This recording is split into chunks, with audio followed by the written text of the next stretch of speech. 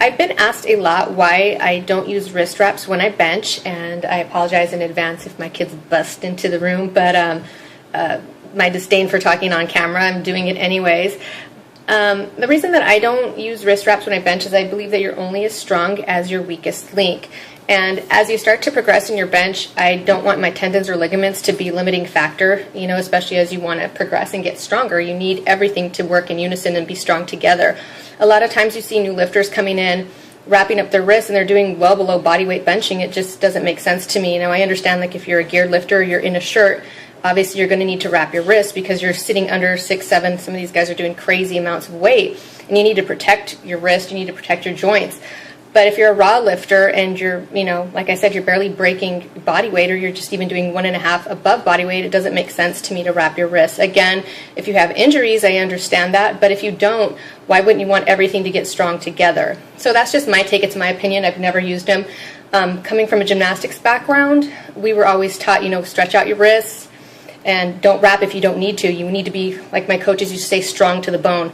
And I just believe for me it's helped. I still don't use them. My best bench in competition is 172 at 108 pounds.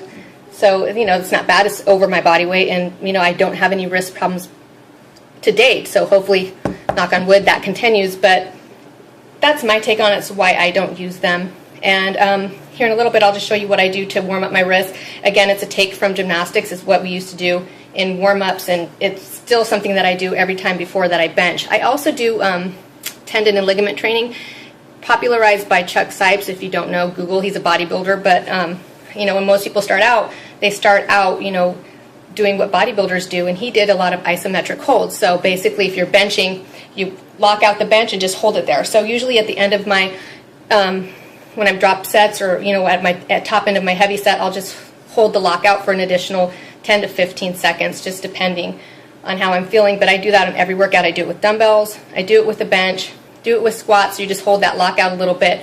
But you know, for me it's been working, and that's my take on it.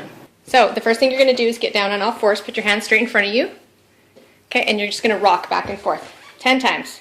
2, 3, 4, 5, 6, 7, 8, 9, 10. Good. Now you're going to flip them towards you, and you do the same thing. You do about 10 reps each way.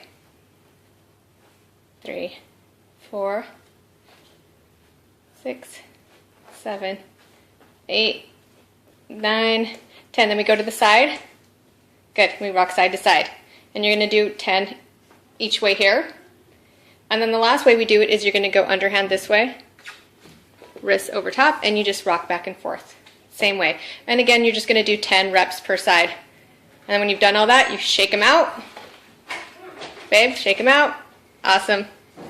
Yeah, thank you.